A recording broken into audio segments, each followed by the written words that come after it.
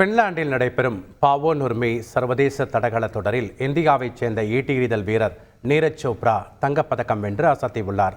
ஆடவர் ஈட்டி எறிதல் போட்டியில் பல்வேறு நாடுகளைச் சேர்ந்த முன்னணி வீரர்கள் பங்கேற்றனர். இதில் தனது 3வது முயற்சியில் 85.97 மீட்டர் தூரத்திற்கு ஈட்டி எறிந்து தங்கப்பதக்கத்தை நீரஜ் சோப்ரா வசப்படுத்தினார். இந்த தொடரில் நீரஜ் சோப்ரா தங்கம் வெல்வது இதுவே முதல் முறையாகும். போட்டியில் பின்லாந்து வீரர் டோனி கெர்னானன் வெள்ளிப்பதக்கத்தையும் மற்றொரு பின்லாந்து வீரர் ஆலிவர் ஹெலாண்டர் வெண்கலப் பதக்கத்தையும் வென்றனர். அடுத்த மாதம் பாரிஸில் ஒலிம்பிக் போட்டிகள் நடைபெறுவதற்கு முன்பாக நீரஜ் சோப்ரா தங்கப்பதக்கம் வென்றிருப்பது அவர் மீதான எதிர்பார்ப்பை அதிகரிக்க செய்துள்ளது. கடந்த டோக்கியோ ஒலிம்பிக் போட்டியில் நீரஜ் சோப்ரா தங்கப்பதக்கம் வென்று வரலாறு படைத்தது நினைவு கூறத்தக்கது.